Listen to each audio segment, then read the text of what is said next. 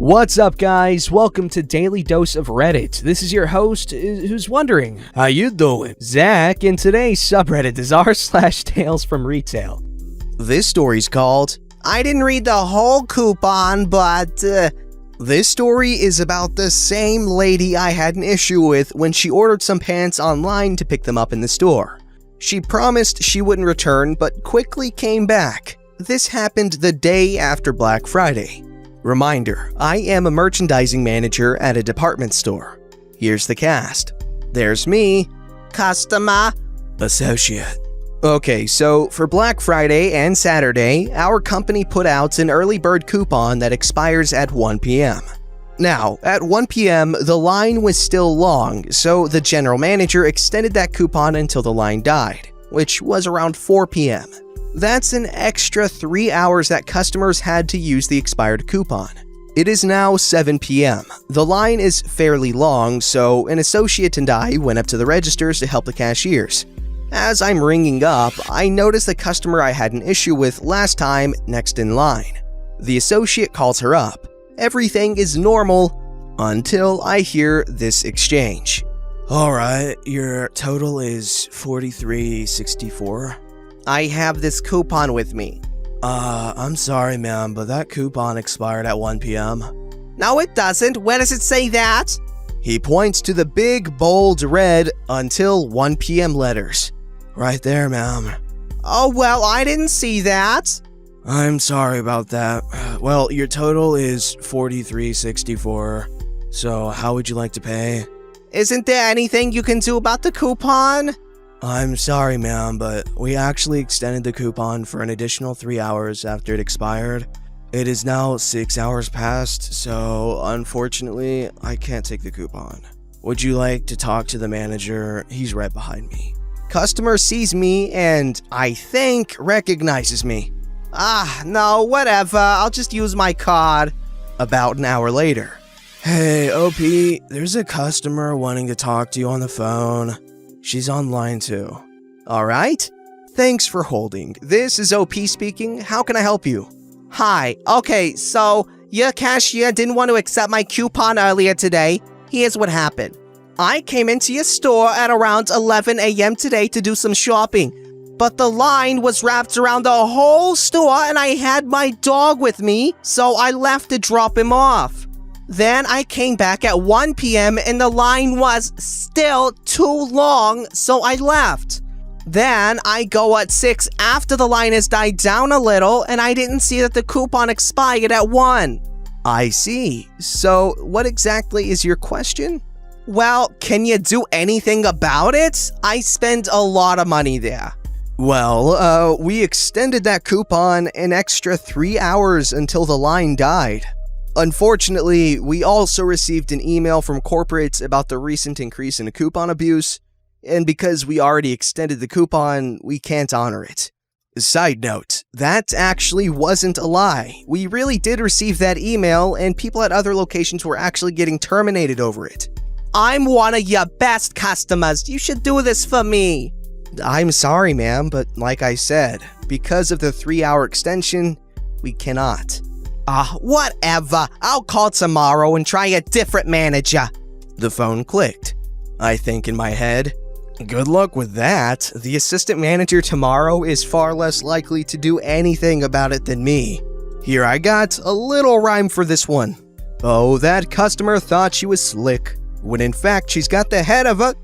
This story's called, What's the Best Way to Deal with Missing Change? Call the Cops on the Cashier.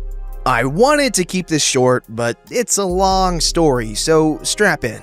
Keep in mind, this was about 6 years ago. At the time, I was the assistant manager at a discount shoe store. Okay, so I'm working checkout, and a woman comes up talking on her phone. I asked her the standard checkout questions and told her her total. This happened years ago, but I think the total was roughly $22. She handed me $40 cash and I handed her the change, $18. She took her stuff and left and never hung up the phone and never counted her change. She went shopping at a big box superstore that was located next door. There, she spent the change I gave her. Then she came back to my store and accused me of screwing up her change. She kept holding her receipts up and adding them together and kept repeating she's $5 short. At least this time she wasn't on her phone while talking to me. Keep in mind, she did not count her change. She shoved the cash in her purse and left the store and spent more money somewhere else. The money could have fallen out of her purse on the walk over to the superstore, or the other cashier could have screwed up. There are a lot of variables to the solution. After she talked to me like an idiot, I maintained my cool and advised her that we will figure it out. I reminded her to be patient. I called our store's customer service center to see what they would advise us to do in this situation. The thing is, this was a small store and only had one register. According to the corporate representative I spoke with, I needed to take the customer's information and close the register at the end of the night as usual because we could not close a register during business hours. If the cash count was over by $5, then I did screw up the change, and we would call her in the morning to come and pick up her money. Well, according to this woman, I was stealing from her if I didn't give her the $5. I repeated that this is the corporate policy and I had no control.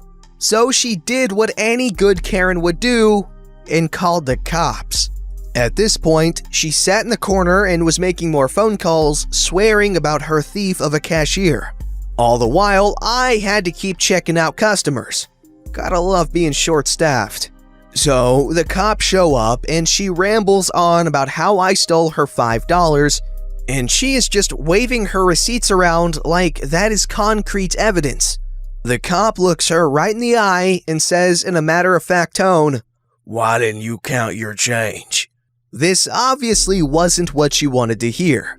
She wanted me to leave there in handcuffs. By this point, tears are streaming down my face and the cop comes to talk to me. I told him what corporate said and he told me to follow their direction. He took the basic information he needed and left, but he was on my side and gave his contact info. The woman reluctantly gave me her information to call her in the morning and the cop and her left the store.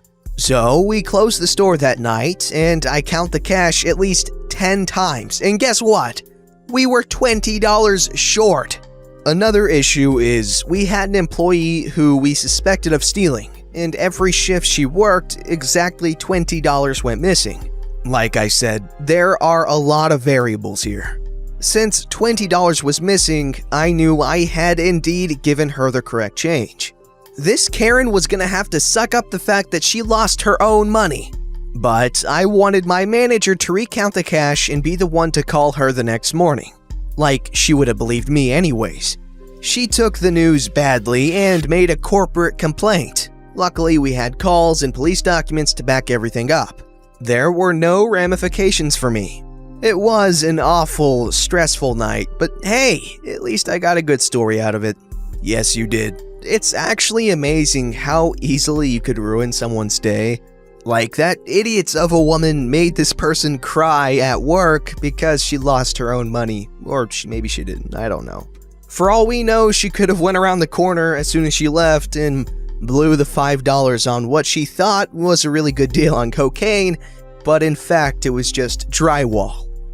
This story's called, "No, You Can't Have Your Money Back." At my store, we occasionally get people trying to get their money back for free when they have very clearly purchased a perfectly good product.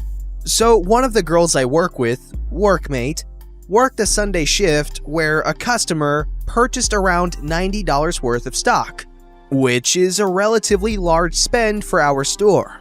Our average sale is around $30 as we get a lot of kids.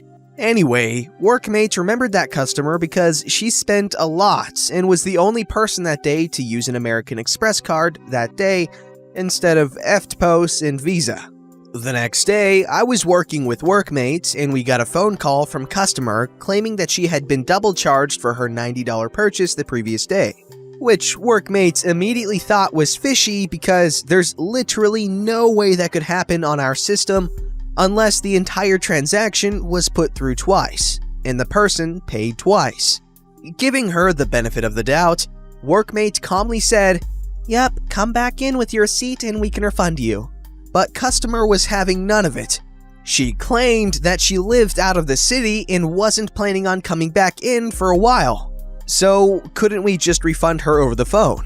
Our system only allows for refunds in person, and we have to have proof of purchase to give someone their money back, logically. So, workmate explained that to customer, who then asked if she could get the refund over email. Workmate, again, said that we literally can't do that. Besides not having proof of purchase, we are physically unable to reimburse money in that fashion. Customer had a huge angry rant at workmate, who just and sorried until customer hung up. She then turned to me and explained what happened. We looked up the transaction from yesterday and found a digital copy of her receipt, as well as a transcript of every transaction from that day, so we could pinpoint when she came in and what she got. Shockingly, there was no evidence of a double charge. When workmate was away on break, I got a phone call from customer's friend. Friend angrily told me that customer had been double charged and she was told she would have to come back in to get a refund and she's not planning on visiting city. Is there nothing else you can do? I calmly told her that we aren't able to process refunds digitally or over the phone. I also explained that we looked up the purchase and had absolutely no record of a double charge, which we can show her when she comes in. Unfortunately, because we have no evidence of an overcharge on our end, I told her that we would need both a receipt and a bank statement to show us that her card had been charged twice from our company on the same day. If they could do that, we could happily refund. If not, they would likely have to contact the bank, as the error seems to be between them and the bank, and not our system. Friend grumpily said thanks and hung up. We never heard from them again. Ironically, workmate served customer again the next day, and customer didn't say a word about the matter. If you've worked retail, you'll know that one of the most satisfying things in the world is very politely explaining exactly why someone is wrong. And they can't get mad at you because you're both right and civil. Oh, buddy, you obviously have not looked very far on the internet, because literally like 95% of the stories I read on this channel say the exact opposite. This happened a while ago, but I am still feeling the consequences now. This particular flip-up is spread across many years, and it may seem like background info, but is actually portraying a pattern of my failures as a mentor.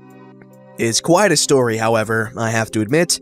Me and my father, my mom had put me up for adoption when I was young. He wasn't my biological father, but he was the best dad ever.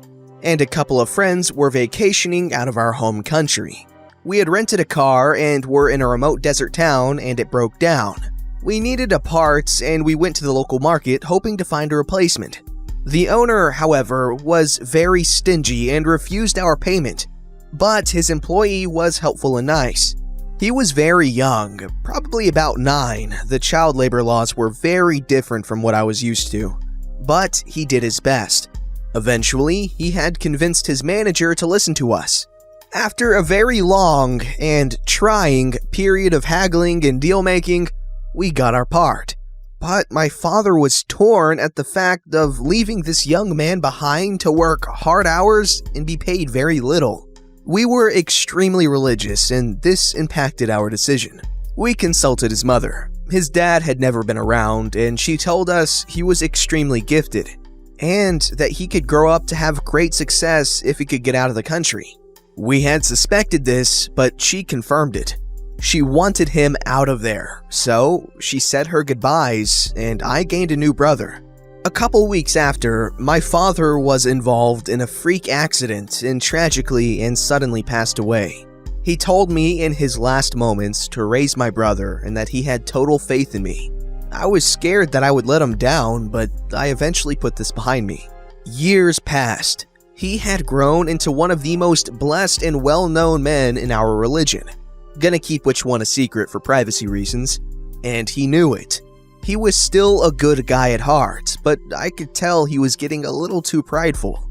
We were closer than ever at this time. We were with each other at all times, we never fought, and I loved him very much.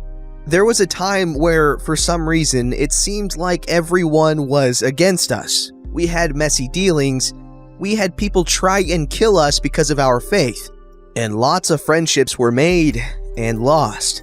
One of which being a very influential political figure who we trusted very much. As I later found out, my brother and her hooked up quite often and eventually got married without my knowledge. There are rules in our religion that forbid this, but he ignored them. I was blind to the path he was walking on. He eventually started becoming friendly with the man who slowly and quietly tried to make him join his cult. Oh my god, I knew it. This guy's telling us the plot to the prequels. Star Wars. Anyways, let's keep going. This cult was evil and only sought to kill people of our faith. This person told him that he would become very powerful if he embraced their beliefs. More powerful than anyone he had ever met before. But this would mean he would have to abandon everyone he loved, except for his wife. He was told that his wife was dying and that this cult could save her. He fell fast and hard. And after that, me and everyone who had helped him become so faithful became his sworn enemies. Eventually, him and the leader of this cult decided they wanted to finish us once and for all. They burned down all our meeting places, and all but 3 people survived. Me, the leader of our faith, and his right-hand man. He ran. He took his wife, who was pregnant with twins and who had told me his whereabouts, and started rambling about grandiose plans to become important and powerful. I walked in on him physically assaulting her. I tried to reason with him, but he was too far gone. It came to blows, and because both of us had extensive fighting training, the fight was long and hard. He was wounded very bad, but he survived. I have decided to live my life watching after his kids, who thankfully survived, and hope that I do better leading them in our faith. I failed my brother, and now he is brutally injured and is sworn to kill me and his children. I didn't prepare enough, and now my consequences have arrived. If you are reading this, brother, I have something to say. I have failed you, Anakin. I have failed you! You allowed this Dark Lord to twist your mind, and you became the very thing you swore to destroy. You were the chosen one. It was said you would destroy the Sith, not join them. Bring balance to the Force, not leave it in darkness. You were my brother, Anakin. I loved you. Okay, guys, I tried with that last bit, but I'm no Ewan McGregor, so you get what you get. And I did not know this was going to be a Star Wars story, okay? I don't read most of the stories before, I record them. So when I got up to that, the whole thing with him hooking up with the politician, I was like, wait a second. Now, let me know in the comments below, honestly, how long it took for you to figure out this was the story of Anakin. Don't forget to like, subscribe, and hit that bell to never miss an episode.